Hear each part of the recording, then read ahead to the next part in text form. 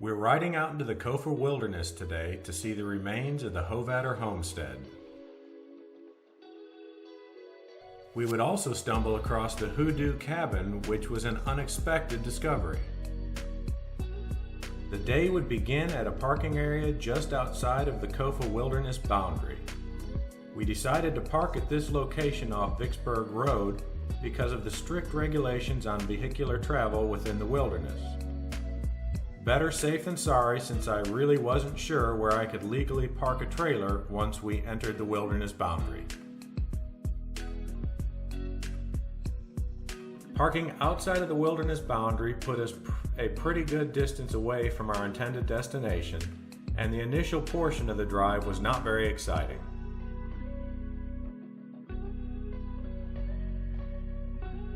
The roads began as pretty well maintained gravel roads, which would be easily passable in any type of vehicle as long as you don't mind getting it dusty.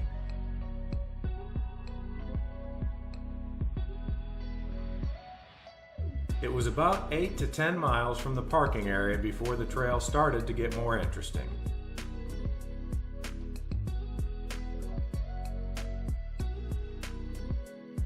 Eventually, though, the trails would become more scenic as we got deeper into the Kofa Mountains.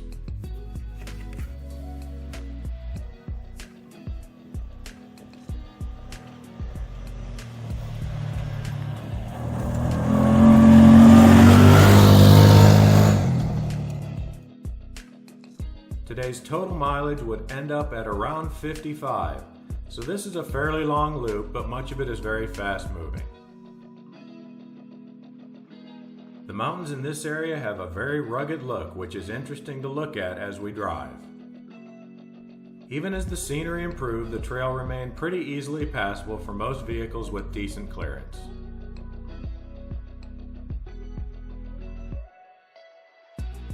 We did eventually encounter a couple of areas that might challenge some vehicles, but it's still not too difficult.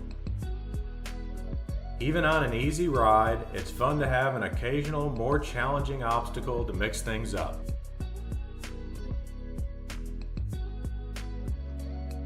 We did encounter a couple of other explorers out here today.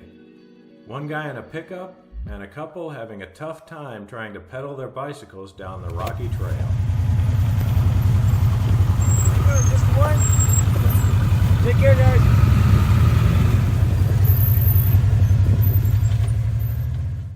We were now approaching our lunch stop at Red Rock Pass.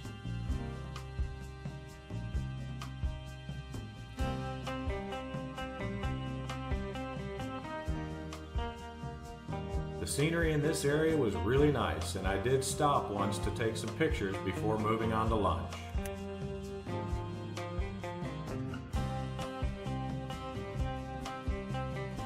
The trail turned into a bit of a shelf road at this point, which might give pause to those with a fear of heights, but it wasn't tippy or unstable and was plenty wide.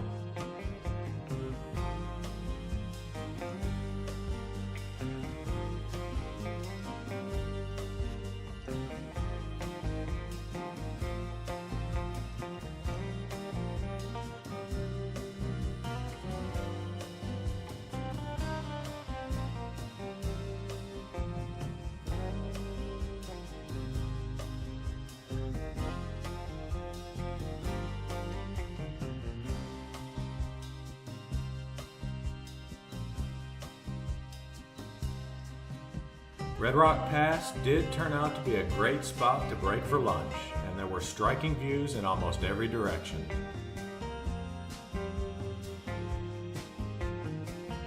Of course, anytime you decide to break at the top of a hill or in a notch of a pass, expect for some pretty good breeze, and we had some today. This spot was definitely one of the highlights of the day.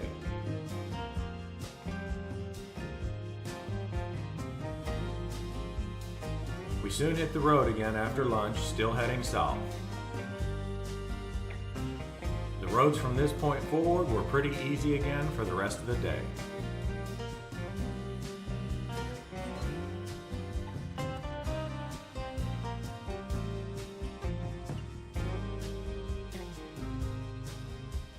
Before making the east turn towards Hovatter Homestead, we came upon an unexpected surprise.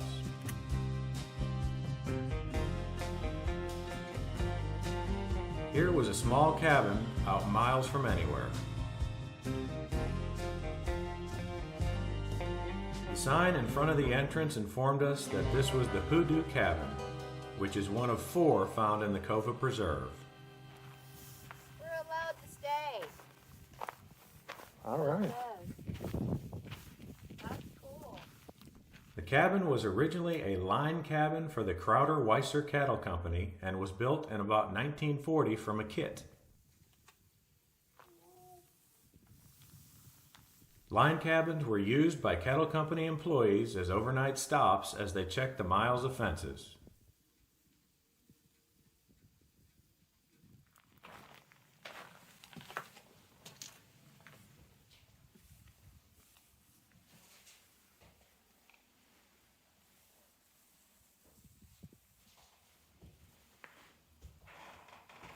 This feels like a scary movie waiting to happen. Oh yeah. I don't know how good I'd feel about sleeping in here. The water doesn't work, by the way. Just so you know. They have a nice pot holder though, and a fly swatter. They got a nice stove to keep warm.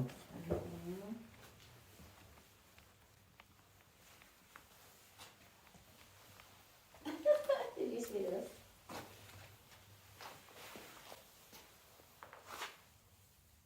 People left beer and snacks. Oh, and a poker for the fire. Oh, this is great. Look at this thing. I'll figure out how to open it. Oh, I use it. Candles. What a dead bugs.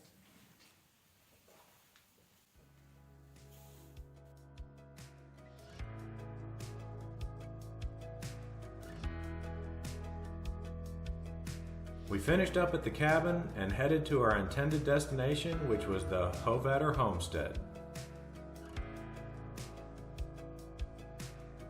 We still had close to 10 miles to cover before we would arrive at the old homestead, which gave us some time to just enjoy speeding around the desert.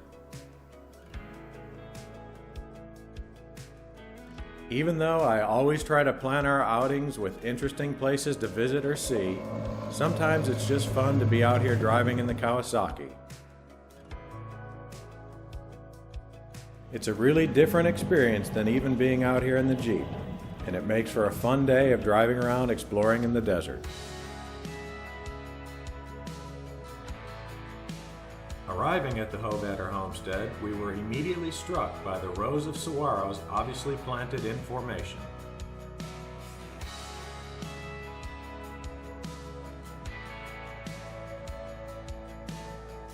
We slowly cruised around the circular drive, taking it all in. These saguaros and a few remnants of stone landscape edging are about all that remains to separate this from the surrounding desert.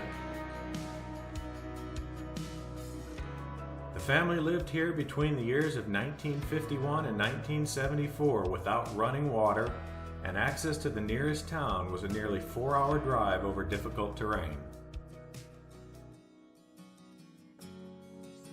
1968 marked the beginning of the end for the homestead when a propane explosion injured Ray and his daughter Sandra and killed his other daughter Lindsay. Ray continued to live on the property where he died in 1974, by which time the rest of the family had gone to live in Phoenix. Ray and Lindsay are buried on a small hill just south of the homestead.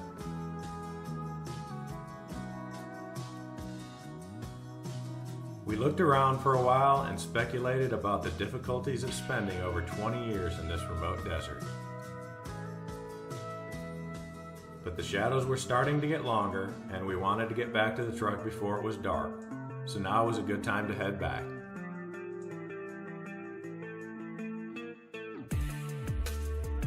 We mostly followed Hovatter Road heading north, making our way back to the truck.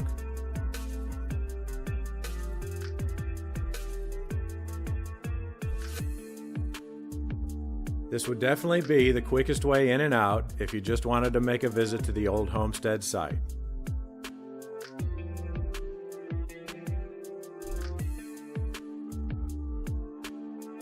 Overall, it seems like Kofa is a pretty nice place to visit. We'll definitely be back because there are plenty of things that we didn't get to see on this trip. Just plan on doing a lot of driving because the sites seem to be pretty well spread out.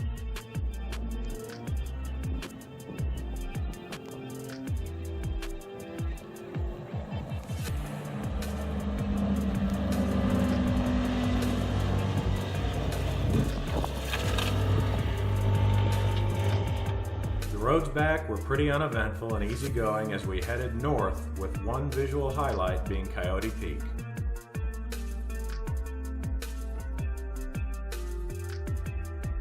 So, that's all for today. We hope you enjoyed riding along with us.